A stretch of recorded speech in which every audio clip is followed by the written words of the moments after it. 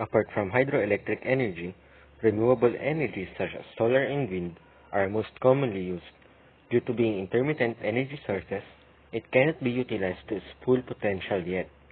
The sun does not always shine, and the wind is not always blowing. If this intermittent energy can be stored, then it can be employed even during times at which the sources are not actively providing energy. I am Joel G. Dampil Jr., and we will be discussing about thermal storage systems. Our learning objectives is to define a thermal storage system and to discuss and enumerate the types of thermal storage systems. Thermal storage system.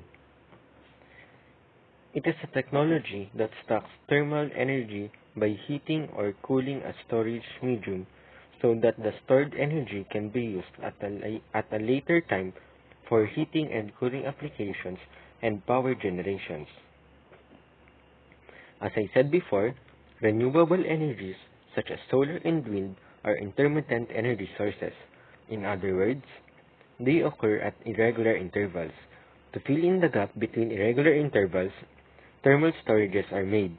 Because of these thermal storages, heating, cooling, and power generations were made at times at which the sources does not actively provide energy. The main use of thermal storage system is to overcome the imbalance between the supply and demand of energy, or in other terms, the usage and generation of energy. Thermal storage are also known as thermal batteries because they can be used to store and release energy. There are three types of thermal storage systems. The first is SHS, or the sensible heat storage. Second is the latent heat storage, or the PCM, or the phase change material. Next is the thermochemical heat storage. For the sensible heat storage,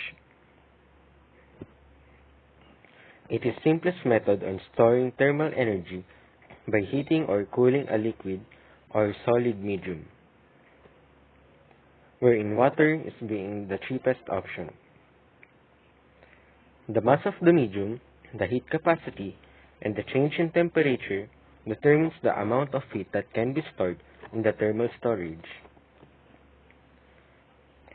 The energy stored can be calculated or determined by the formula Q equals mc delta T.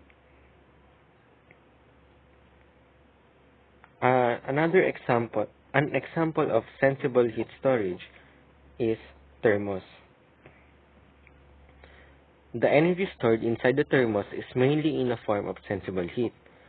The energy which was invested initially on heating the medium is stored and will be used later for heating purposes. Next is the latent heat storage.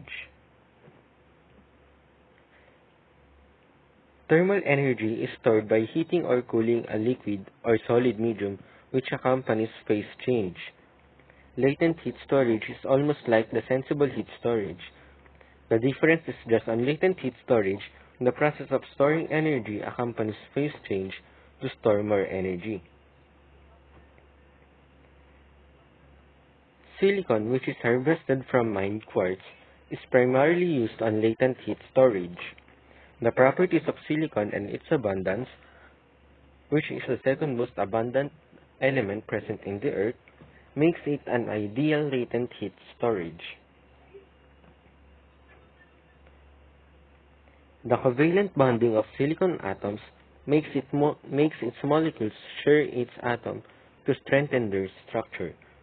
In addition, the lattice structure formed upon their bonding or sharing electrons is a diamond cubic, which is also known as the face-centered cubic structure, or FCC.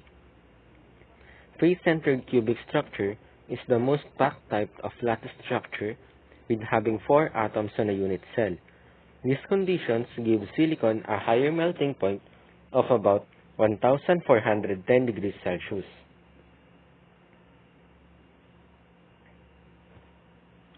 The melting point of a particular substance is a function of its bond type and its structure. Of course, we know the stronger the bond, the harder to break. The mass of the medium used, the heat capacity, the latent heat constant, the melting point, and the temperature difference determines the amount of energy that can be stored. To determine the amount of energy stored in a storage or in a latent heat storage, the formula is Q equals mc1 Tm minus Ti plus ml plus mc2 Tf minus Tm. Ti is the initial temperature, Tm is the melting temperature, and Tf is the final temperature. C1 and C2, C1 differs from C2 because the phase of C1 is different from the phase of C2. Next is the thermochemical storage. It uses thermochemical materials which stores and releases heat by a reversible endothermic-exothermic reaction process. Thermochemical storage uses reversible reactions to store energy. For example, an endothermic reaction is supplied with heat to decompose two elements. These two elements will then be stored and will be combined again at a desired time for an exothermic reaction to occur, releasing heat which will then be used.